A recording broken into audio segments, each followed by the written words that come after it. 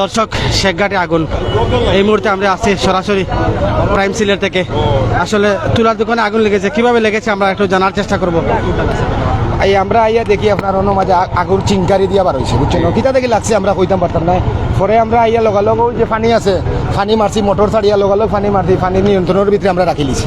এরপরে আইছে fire service, বুঝছেন? আমরা ওই দোকান ও ঘর থেকে গেলে কেন সারা এই সাইড জ্বলে গেল। যদি আমরা মানে পাবলিকে যদি পানি না মারতাম, আমরা পাবলিকে মারাই গিয়ে আপনার আল্লাহ বাঁচাইছেন। ফায়ার সার্ভিস আইবার আগে আপনারা চেষ্টা আমরা মানে অলরেডি তা পানি আগুন আমরা নিয়ন্ত্রণের ভিতরে আনলিছি, বুঝছেন?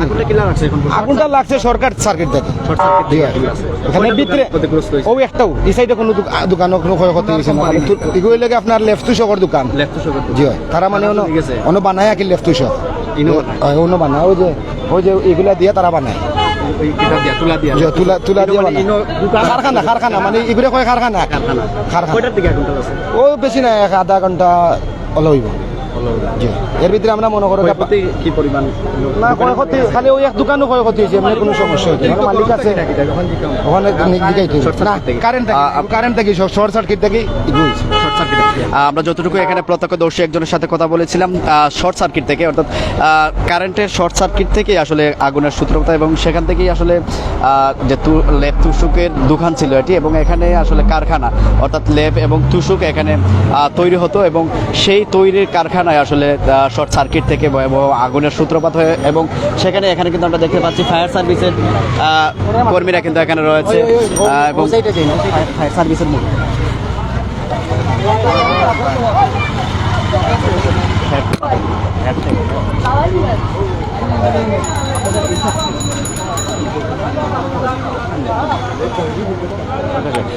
ফায়ার সার্ভিসের কর্মীরা এখানে রয়েছেন, এবং তাদের প্রচেষ্টায় কিন্তু ইতিপূর্বে আমরা দেখতে পাচ্ছি আগুন কিন্তু পুরোপুরি নিয়ন্ত্রণে রয়েছে, এবং এটি আসলে মূলত একটি লেপ তুষুকের কারখানা ছিল। এটা আমরা যতটুকু এখানে এসে জানতে পেরেছি, এবং প্রত্যক্ষদর্শীদের কাছ থেকে আমি আসলে যেমনটি জেনেছি, এটি একটি লেপ তুষুকের কারখানা ছিল, এবং এই দোকানটি আসলে দোকানের ভিতরে যা ছিল সব কিছু মোটামুটি আসলে জ্বলে পুড়ে ছারকার হয়ে গিয়েছে, এবং এখানে যারা স্থানীয় যারা ছিল তাদের সহযোগিতায় আসলে ফায়ার সার্ভিস আসার আগে তারাও আসলে অনেক চেষ্টা করেছে, এবং সেই চেষ্টায় আসলে কিছুটা হলে সফল হয়েছে এখানকার স্থানীয় যারা ছিল, এবং এরপর পরই আসলে ফায়ার সার্ভিসের কর্মীরা এখানে এসেছেন, এবং ফায়ার সার্ভিসের তৎপরতায় কিন্তু ইতিপূর্বে কিন্তু আমরা আগুন নিয়ন্ত্রণে অনেকটা নিয়ন্ত্রণ রয়েছে, এবং ফায়ার সার্ভিসের এখানে যিনি ইনচার্জ রয়েছে ওনার সাথে আমরা একটু কথা বলার চেষ্টা করি।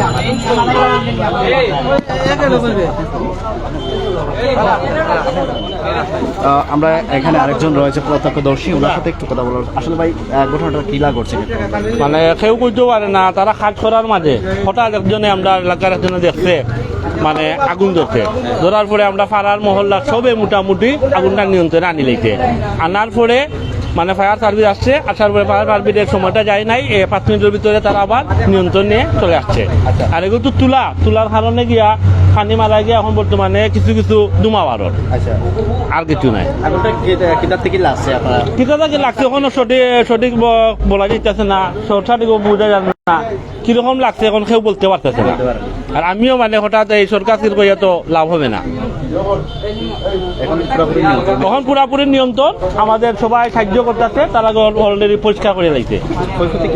ক্ষয়ক্ষতি একমাত্র ওরা করতে পারবো, এটার প্রতি আমার কোনো ধারণা নাই। আপনারা তো সহযোগিতা, হ্যাঁ, আমরা পাড়ার আমাদের সবাই সহযোগিতা করায়। আমাদের ওইখানে কাউন্সিলর একটা ডিপ কল দিছিলা, ওই পানিটা দেখায় আমরা প্রচুর হেল্প হয়েছে। ও ডিপ কলটা দেওয়ায় আজকে ওইখান থেকে পানি আনিয়া 32 সময় ওখান থেকে আগুনটা নিয়ন্ত্রণ করা হয়েছে। অলরেডি ওইখানে একটা আমাদের ট্যাঙ্কি রিজার্ভ থাকে অলরেডি সব সময়, ওই ট্যাঙ্কির পানিটা আমরা লগে লগে কাজে লাগানোর কারণে ওর কোনো ক্ষয়ক্ষতি হয় নাই। শুধু ওই হয়েছে, শুধু ওই কিছু তুলা জ্বলছে। আসলে প্রত্যক্ষদর্শীদের কাছ থেকে আসলে আমরা যেমনটি জানতে পারছি, এবং এটি আসলে প্রাথমিক অবস্থায় আসলে শর্ট সার্কিট থেকে আগুনের সূত্রপাত হতে পারে বলে আসলে এমনটি আসলে বলছেন এখানে যারা রয়েছেন ফায়ার সার্ভিসের যিনি।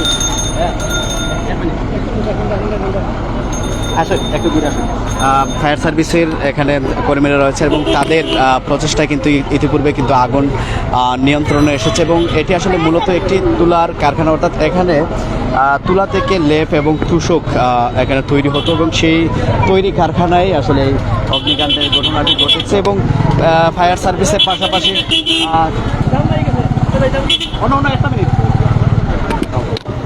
ফায়ার সার্ভিসের যিনি এখানে ইনচার্জ হিসেবে রয়েছেন, আমরা ওনার সাথে একটু কথা বলার চেষ্টা করব।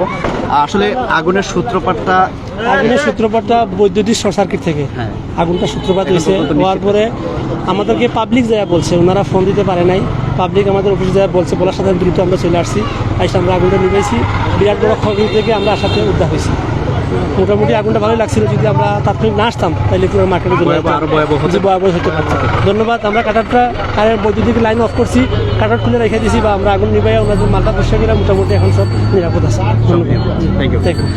আমরা কথা বলছিলাম ফায়ার সার্ভিসের যিনি এখানে ইনচার্জের হিসেবে রয়েছেন, উনি আসলে যেমনটি বলেছেন, যদি সময় মতো যদি আসলে ফায়ার সার্ভিসের কর্মীরা যদি এখানে না আসতো তাহলে পরিস্থিতি কিন্তু আরও ভয়াবহ থেকে আরও ভয়াবহ হতে পারতো, এমনটি আসলে বলছেন ফায়ার সার্ভিসের যিনি রয়েছেন। এবং উনি কিন্তু আসলে আমাদেরকে এখন কনফার্ম করেছেন, অর্থাৎ শর্ট সার্কিট থেকে, বৈদ্যুতিক শর্ট সার্কিট থেকেই আসলে এই আগুনের সূত্রপাত বলে এমনটি আসলে উনি বলছেন। এবং উনিও কিন্তু এখন পর্যন্ত ওনার প্রাথমিক যে ইনভেস্টিগেশন, সেই ইনভেস্টিগেশনে কিন্তু এমনটি আসলে উনি পেয়েছেন এবং উনি আমাদেরকে যেমনটি বলেছেন। এবং এখানে একটি দোকানের প্রায় পুরোপুরি সব কিছুই আসলে পুড়ে গিয়েছে এবং এটি ভয়াবহ হওয়ার আগে এখানকার স্থানীয় যারা আছে তাদের প্রচেষ্টা এবং যারা এই দোকানের আশপাশে যারা দোকানদার রয়েছে তাদের প্রচেষ্টায় কিন্তু আসলে আগুনটি ভয়াবহ রূপ নিতে পারেনি, অর্থাৎ স্থানীয়দের প্রচেষ্টা এবং ফায়ার সার্ভিসের যৌথ উদ্যোগেই আসলে আজকে এই ভয়াবহ অগ্নিকাণ্ড থেকে আসলে রক্ষা পেয়েছে শেখঘাটের একটি দোকানে শর্ট সার্কিট থেকে, বৈদ্যুতিক শর্ট সার্কিট থেকে আগুনের সূত্রপাত এবং সেখান থেকে আসলে পুরোপুরি দোকানে আগুনটি ছড়িয়ে যায়। এবং পাশে কিন্তু আরও দোকান রয়েছে, অর্থাৎ কাঠের দোকান রয়েছে, এখানে কিন্তু কাঠের একটি দোকান রয়েছে। অর্থাৎ যদি আগুনটি আসলে পার্শ্ববর্তী দোকানে ছড়িয়ে যেত তাহলে আসলে এই আগুনটি কিন্তু আসলে ভয়াবহ রূপ নিত, এমনটি আসলে বলেছেন।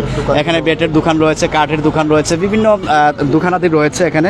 তো অর্থাৎ এখানকার যারা স্থানীয় বাসিন্দা রয়েছে তাদেরকে আমরা ধন্যবাদ দিতে হবে এবং তাদের প্রচেষ্টায় আসলে আগুনটি আসলে ভয়াবহ রূপ নিতে পারেন এবং তাদের প্রচেষ্টায় আসলে ফায়ার সার্ভিসের কর্মীদেরকে আসলে তারাই আসলে খবর দিয়েছিল, যেমনটি আমরা এখন পর্যন্ত আসলে জানতে পেরেছি। এবং ফায়ার সার্ভিসের কর্মীরা এখানকার স্থানীয় মানুষের সংবাদ পেয়ে কিন্তু আসলে তারা এখানে এসেছে, এমনটি আসলে আমাদেরকে বলেছেন।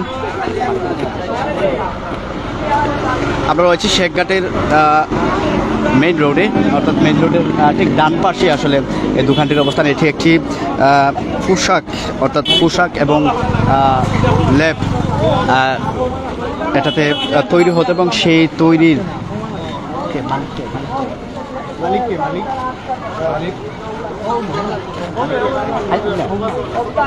আমরা একটু কথা বলার চেষ্টা করব। আজকে যে দোকানটিতে অগ্নিকাণ্ডের ঘটনাটি ঘটেছে ওনার দোকানে আসলে ভাই কিতাব থেকে আসলে বৈদ্যুতিক সার্কিট থেকে ভাই আগুনটা লাগছে। মানে আমার কারিগর সাহেব যে কাজ করে উনি মানে সুইচ স্টার্ট দিচ্ছে আর শর্ট সার্কিট থেকে আগুনটা লাগছে। সুইচের সাথে সাথে বৈদ্যুতিক থেকে কয়টার দিকে আগুনটা লাগছে মনে হয় 12টার দিকে। এই কয়টার দিকে আগুন লাগছে? আধা ঘন্টা আসলে কি পরিমাণ ক্ষতি হয়েছে আপনার? প্রায় 3-4 লাখ টাকার মতো ক্ষতি হইব। আর মেশিন বাদে আর কি, মেশিন তৈরি করতেন এখানে তুলা মানে তুষার জাতীয় মানে মেটার জাতীয় যা কিছু আছে সব তুলা দেখি আসলে আগুন তুলা থেকে তুলার মেশিন থেকে তুলার মেশিন থেকে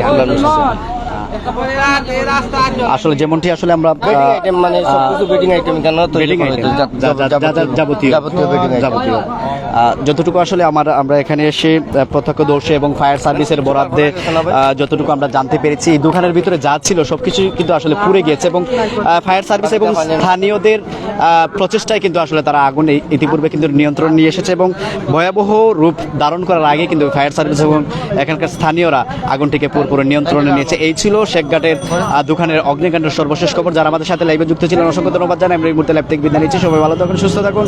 ধন্যবাদ সবাইকে।